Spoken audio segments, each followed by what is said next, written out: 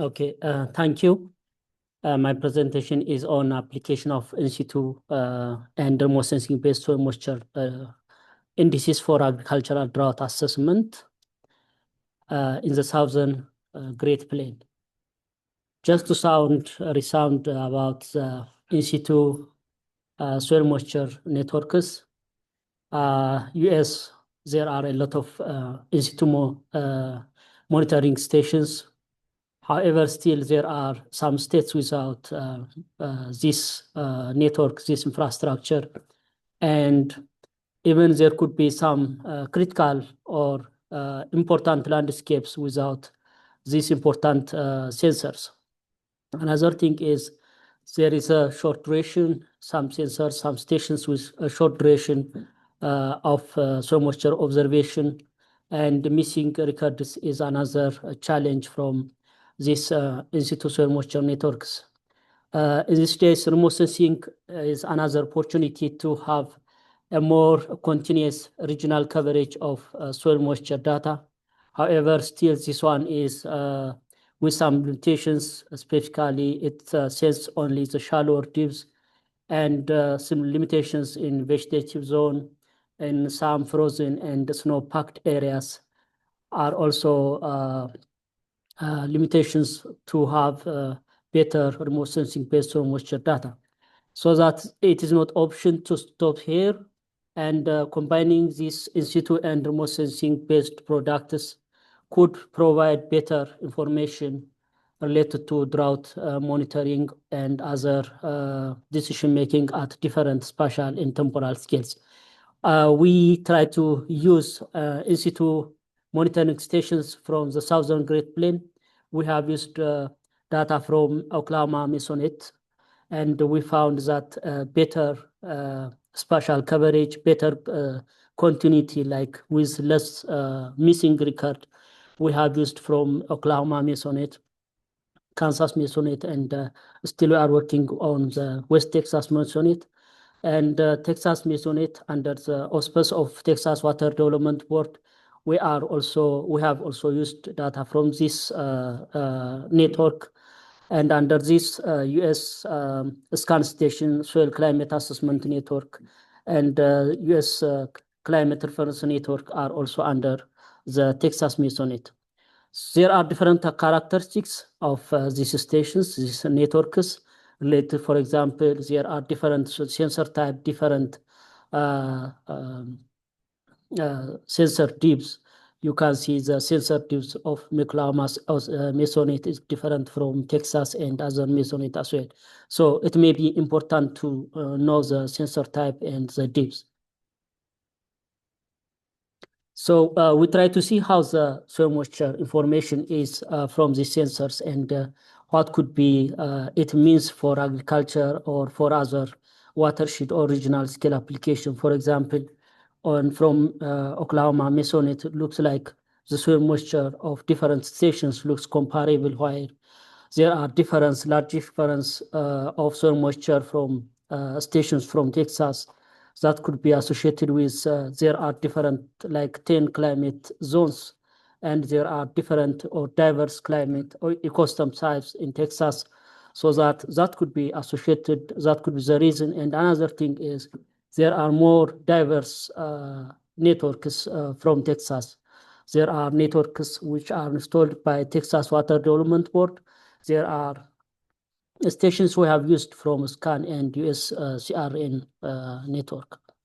We try to see how the difference is in soil moisture measured by different stations. So here we can say the east and north part of the southern Great Plain with better soil moisture data. And of course, there are some variation in year. That there are years with low soil moisture and years with better or high soil moisture than normal.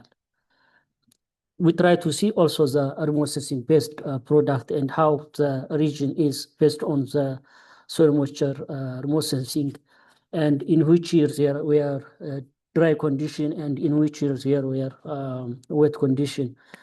Here we can see that year 2019 was with, of course, it is aerial mean from the entire southern Great Plain, And you can see in 2019 was with better soil moisture, while 2022 with low soil moisture in this region. And eventually we try to estimate the soil moisture deficient index using these different in situ soil moisture stations. Here, the first thing we can see is regional difference, in which area there is more frequent drought and in which region there were less drought condition. Another thing is drought condition from one region to another region is different. For example, more drought in Oklahoma station was in 2018, but for the Texas case, it was in 2022. Another case we have seen with a very local scale, like stations with very close together, there are large difference with severe drought and with moderate wet condition. We also try to see how the drought condition is, whether there is a prolonged or multi-season agricultural drought, or whether there is no drought region throughout the southern Great Plains. So there are some similarity among the stations. So here, if you can see from 2019 to 2021, there was somehow a better condition or no drought condition, no drought region in most of the stations we have considered, whether on Oklahoma Masonite, Kansas Masonite, or other stations from Texas. While 2018 and 2017 and 18 looks this period was dry in most of the stations. Another thing is there is some prolonged, like there was after 2022 until 2024, there was a prolonged or multi-season agricultural drought, so that it means a different impact on wildfire, and it may be different implication on agriculture and stream flow. We also try to see how the remote sensing or SMAP-based soil moisture data estimate soil moisture deficient index, and we can see some or very similar estimation with that of in situ based, where there are years with severe drought and or especially large area coverage of drought condition in some years, and in some years with no drought condition, or at least almost more than 95% of the area. For example, in 2019 was with no drought condition.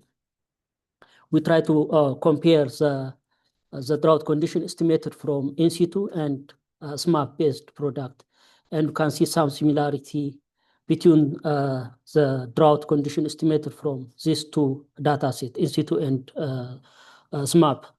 It looks like SMAP somehow underestimates soil moisture in most of the cases. And for example, if we see these some stations from Oklahoma, it looks like SMAP underestimates the soil moisture deficient index than that of in situ data sets. And somehow the case is true in Texas Masonite. Of course, there are some stations with short duration. So just to conclude, we can say the soil moisture deficient index, which is an agricultural drought, showed some variability in terms of spatial scale and temporal conditions. There are years which are dry in one state and which is wet in another state. And improving the density of course, still, I believe we need to improve the density of in situ soil moisture stations, and improving the accuracy of remote sensing products, like downscaling the spatial resolution, using different approaches like machine learning methods could enhance agricultural drought and decisions related to reducing the impact of agricultural drought. So I would like to acknowledge Prairie University, Oklahoma Masonite, Texas Masonite, and Kansas Masonite. Thank you.